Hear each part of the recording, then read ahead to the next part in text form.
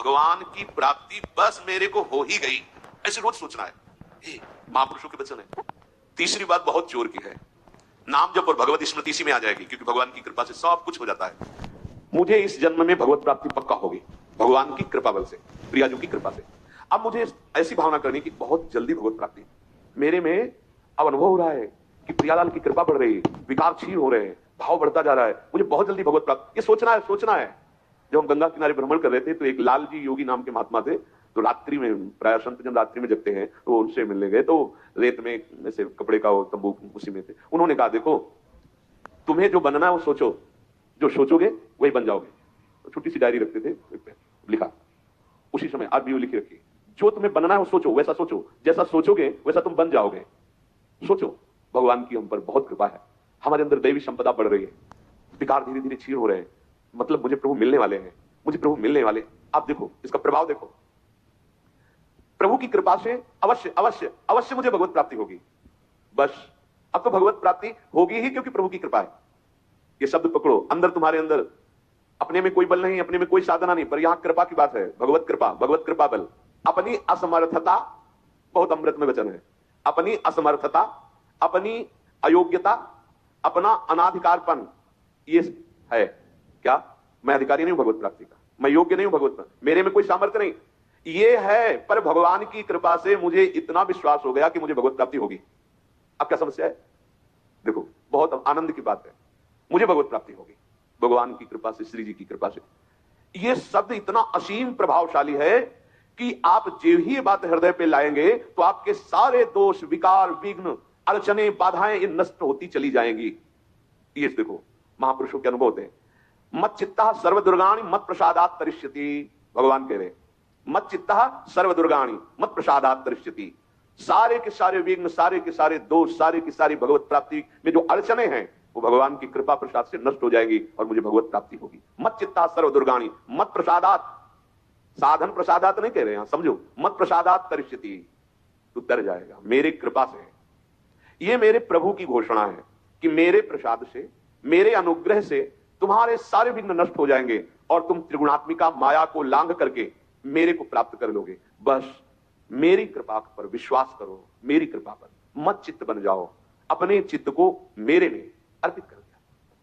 प्रभु की कृपा का भरोसा इतनी जल्दी दिव्य सद्गुण लाता है, यह पक्की बात है। जो दिव्यता आती है भागवतिक, वो भगवत कृपा से आती है, और ये कृपा तभी अनुभव में आती है, तो पर अनुभव में तभी आती है जब ये बात आ जाती है कि मैं असमर्थ हूं, मैं अयोग्य हूं, मैं अनाधिकारी हूं। पर भगवान की कृपा है, प्रभु की कृपा है हम पर, अब मुझे निश्चित भगवत प्राप्ति होगी। ये तीन बातें जीवन में आना बड़ा कठिन होता है, असमर्थ हूं, अयोग्य हूं, अनाधिकारी हूं। जब ये बात आ जाएगी ना तो त्रणादपि सुनी चेन अपने आप आ जाएगा, अपने आप पूरा सूत्र भागवती उतर जाएगा, क्योंकि मैं अनाधिकारी हूं, मैं योग्य नहीं हूं। पर भगवान कृपा का यह है कि उनके नाम, उनके रूप, उनके धाम, उनकी लीला की तरफ ये हृदय जा रहा है, वो अपनी तरफ घसीट रहे हैं, पर मैं अनाधिकारी हूं। इससे क्या होगा? अहम खत्म हुआ, दैन्यता जागृत हुई, और भगवत आश्रय होने से हम जिसका आश्रय लेते हैं उसका प्रभाव होता है। जैसे अभी हम शरीर का आश्रय लिए, तो देख लो हालत क्या की हुई है। ये शरीर, ये संसार विषम का आ गया है। देखो कैसी हृदय की चलन, अशांति, भोग, वासना, ये सब किसके आश्रय से? शरीर आश्रय से। अभी भगवत आश्रय, अंदर से भगवत आश्रय, अंदर की बात है। यहां मैं अनाधिकारी हूं, योग्यता मेरे में नहीं है, मैं किसी योग्य नहीं हूं, पर प्रभु की कृपा हम पर है, निश्चित मुझे भगवत प्राप्ति होगी। कह रहे इसका इतना बड़ा प्रभाव है कि इसमें जो सामर्थ्य जागृत होती है, भागवतिक सद्गुण जागृत होती है, वो किसी साधना से नहीं, इससे बढ़कर कोई दूसरा उपाय नहीं है। विश्वास भगवत कृपा पर। तुलसीदास जी भी महाराज कहते हैं कि वस्तुतः मेरे में कुछ नहीं है, पर है तुलसी प्रतीत एक प्रभु मूर्ति कृपामयी है। मेरे में ऐसा कोई सद्गुण नहीं कि मैं अपने प्रभु को रिझा सकूं, पर यह विश्वास है कि मेरे प्रभु कृपा में है, कृपा मूर्ति है। अपने साधनों पर जो विश्वास करता है, अपनी जितेंद्रियता पर जो विश्वास करता है, वो गिर सकता है, लेकिन जिसको अपनी अयोग्यता का भान हो गया है और प्रभु का भरोसा हो गया है, उसे कोई नहीं गिरा पाएगा, पक्का। बच्चा बन जाओगे, अयोग्य हूं, पर आपका भरोसा, तो कोई प्रश्न नहीं आएगा जीवन में। अगर प्रश्न आता है तो आप वाणी से बच्चा कहते हो, लेकिन अंदर अहंकार है, वो अंतर्यामी सदगुरु जानता है। मोह मन कबहु तुम्हें ही ना लागू, ज्यों छल छाण स्वभाव निरंतर रहत विषय अनुराग।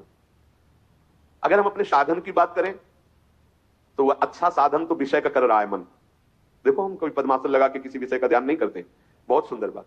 मोह मन कबहु तुम ही ना लागो, ज्यो छल छाणी स्वभाव निरंतर रहत विषय अनुराग। भक्ति में तो छल कर रहा है, लेकिन विषय चिंतन में छल नहीं कर रहा है, ईमानदारी से सच्चाई से विषय चिंतन कर रहा है। मेरा मन हे प्रभु कभी आप में ऐसे नहीं लगा जैसे विषय में ये छल छाड़ कर स्वाभाविक लगता है। विषय में कभी किसी को मन लगाना नहीं पड़ता है। देखो, विषय में कभी किसी को मन लगाना नहीं पड़ता, स्वाभाविक लगा रहता है, निरंतर लगा रहता है और अटल लगा रहता है। देखो, अटल का मतलब बस वो यही शब्द स्पर्श रूप रस गंध इन्हीं में घूमेगा। कभी वो हट करके ऐसे प्रभु में लगा जैसा विषयों में लगा है। ज्यों छल छाण स्वभाव निरंतर रहत विषय अनुराग्यो। मेरे मन की दशा, मेरे इंद्रियों की दशा आपके अनुकूल नहीं है प्रभु, ये विषय के अनुकूल है। पर प्रभु मेरे मन में एक विश्वास हो गया है कि आपकी मूर्ति कृपामयी है और जीव ने नाम की ओट ली है तुलसी प्रतीत एक प्रभु मूर्ति कृपामयी है और नाम की ओट जीव ने ले ली है। बस अब सब कुछ हो जाएगा। चौथी बात, प्रत्येक प्राणी में, संसार की प्रत्येक वस्तुओं में मेरे प्रभु समाये हुए हैं। या यहां सिद्धावस्था आती है। ये तीन बातें बहुत जोर की।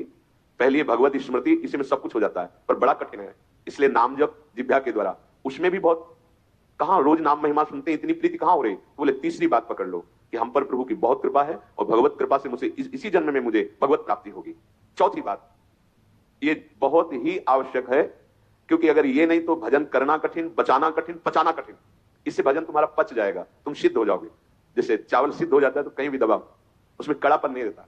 ऐसे जो सिद्ध हो जाता है तो उसके हृदय में कठोरता नहीं रहती, प्रेम से द्रवित हृदय होता है। कठोर हृदय में ही काम, क्रोध, लोभ, मोह, मद, मत्सर रहते हैं। शुष्क हृदय में, द्रवित हृदय में नहीं रहते। प्रत्येक प्राणी, संसार के प्रत्येक वस्तु में मेरे भगवान विराजमान है। कोई ऐसी जगह नहीं जहां भगवान ना हो। ये बैठालना है, हमें दिखाई दे रहा है, माइक है, दिखाई दे रहा है, लेकिन जब सृष्टि नहीं थी तो माइक नहीं था। जब सृष्टि नहीं रहेगी तो माइक नहीं रहेगा। बीच में माइक जो दिखा रहा है कौन? जो सृष्टि के पहले था, जो सृष्टि के बाद में था, वही बीच में भी। मत्ता परतरम नान्यत किंचित अस्ति, किंचन मात्र, कुछ और नहीं, मेरे प्रभु बने हुए हैं। प्रहलाद जी की सिद्धावस्था यही तो हुई थी गुरुदेव नारद की कृपा से। सर्वत्र भगवान है, तो खंबे से भी नरसिंह भगवान, नामदेव जी कुत्ते से भगवान को प्रकट कर लिया, श्वान में भी भगवान, भूत में भी भगवान। ये चौथी सिद्धावस्था है।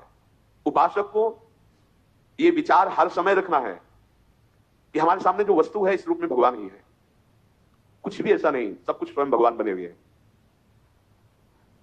सच्ची बात है, वही बने हुए हैं। ये छुपा छुपी का खेल खेल रहे हैं, बस आपको पहचानना है। मैं फिर दोहरा के बात कहता हूं, आप इस बात को पकड़ लीजिए। आपके सामने कोई भी कार्य की वस्तु आए या व्यक्ति आए या दृश्य आए, आपको सबसे पहले उसमें भावना करनी है, मेरे प्रभु विराजमान। जैसे हरिवंश महाप्रभु क्रूर है, पापी है, दुष्ट है, संभाषण योग्य भी नहीं, और उसके हृदय में राधा वल्लभ लाल है, भावना को, ये बहुत जल्दी काम बन जाने वाली बात है। मानो आप गृहस्थ में, आपका लड़का सामने आए, आपकी पत्नी सामने आए, आपके कोई मित्र सामने आए, आपको पहले याद करना है इनके हृदय में राधा वल्लभ लाल विराजमान। वस्तुता वही है पूरे, पर हमें पहली भावना करनी है। ये वृक्ष सामने, वृक्ष तो है, पर इस वृक्ष के अंदर प्रभु है। अगर प्रभु ना होते तो इसकी सत्ता ही नहीं है, प्रभु विराजमान है। अब मेरे इष्ट देव इसके हृदय में विराजमान है, पर मुझे जो स्वांग करने को मिला है, पिता का, पुत्र का, जो भी, बिल्कुल स्वांग वैसे ही करना है।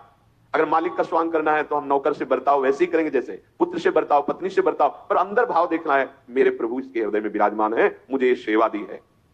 आपका यदि स्वांग सही निकला, देखो स्वांग सही निकलने का मतलब आप में ये कभी भाव नहीं आना चाहिए कि मैं पिता हूं। पिता का स्वांग कर रहा हूं, सामने आराध्य देव पुत्र के रूप में, तो डांटना भी, वो पूजा हो जाएगी भगवान की। महाप्रभु चैतन्य देव जी के पिताश्री को स्वप्न में एक दिन एक दिव्य महापुरुष प्रकट होकर बोले कि तुम निमाई को डांट रहे थे, पता है वो कौन है? डांटना ठीक नहीं। तब उन्होंने कहा, देखो प्रभु आप कौन है तो मुझे पता नहीं, पर हमारे पुत्र रूप में वो आए हैं, तो अभी तो डांटा, अगर आवश्यकता पड़ी तो चपत भी लगाएंगे, क्योंकि ये सौभाग्य देने के लिए प्रभु आए हैं। तो हमें जो स्वांग मिला है वो तो कर रहे हैं, पर सामने देखना है कि गुरु का स्वांग दिया है, पर स्वयं जगत गुरु सामने से रूप में बैठे हैं। पुत्र, पत्नी, परिवार, व्यवहार, मेरे प्रभु इन रूपों में विराजमान है। तो सच्ची मानिए, ये चार बातें यदि आप अपने जीवन में ले आए तो भगवत प्राप्ति तो एक ही बात में हो जाएगी, किसी एक बात में। चारों में इतनी सामर्थ्य है, किसी एक में यदि आपकी स्मृति निरंतर तो भगवत प्राप्ति, नाम निरंतर जब तो भगवत प्राप्ति, और दृढ़ विश्वास किसी जन्म में मेरे को भगवत प्राप्ति हो जाएगी भगवत कृपा से, तो भगवत प्राप्ति, और सब में भगवान की भावना तो भगवत प्राप्ति। और जिसमें चारों ये पूर्ण हो गई तो सिद्ध महापुरुष हो जाता है। जीवन की परम सार्थकता इसी जन्म में भगवत प्राप्ति हो जाती है। अब आगे जो अभी कुछ मिनट का प्रसंग सुनाएंगे, चौथी बात की पूर्णता है उसमें। चौथी बात कि हर वस्तु भगवान बने हुए है। श्री विदुर जी के घर में प्रभु प्रसाद पाकर के रात्रि में व्यतीत कर रहे हैं, तो विदुर जी ने प्रभु से कहा कि हमें अच्छा नहीं लग रहा आप यहां आए। विदुर जी ने कहा कि प्रभु नेदम सम्यक व्यवसितम केशवागमनम तव, आपका आगमन यहां होना ठीक नहीं है, क्योंकि इन दुष्ट लोगों की दुष्टता का मुझे पहले से ही भान है। हे जनार्दन, ये धृतराष्ट्र पुत्र दुर्योधन, दुशासन, ये धर्म शास्त्र को बिल्कुल नहीं मानते हैं और ये हठी दुरात्मा है। मुझे आपका आना अच्छा नहीं, क्योंकि ये आपकी अवहेलना करेंगे। भीष्म, द्रोणाचार्य, कृपाचार्य, कर्ण, अश्वत्थामा, जयद्रथ, इन पर वो दुर्योधन भरोसा रखता है, इसलिए वो आपका अपमान करेगा पक्का।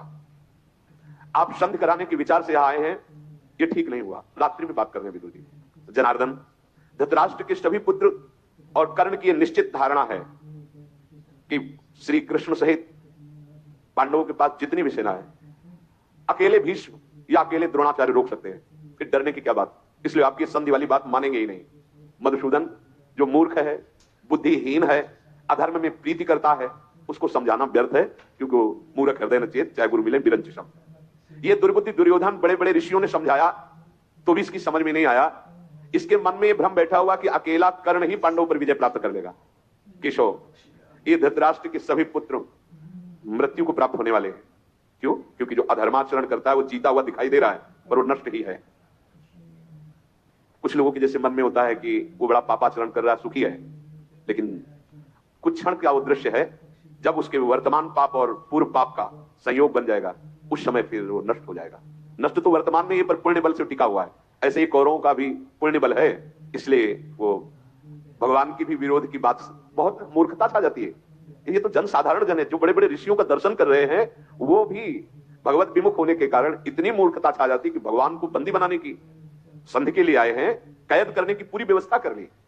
तो हे जनार्दन, ये पापपूर्ण विचार करने वाले कौरव जन, अब मुझे ये अच्छा नहीं लगेगा कि आप हमारे घर से फिर सभा में जाएं, पर आप जाएंगे संधि के लिए, तो हम आपको संकेत में बताए देते हैं कि भारी से भारी प्रतिकूलता वहां उपस्थित हो सकती है, क्योंकि सब ये दुर्योधन, दुशासन आदि दुष्ट स्वभाव के हैं।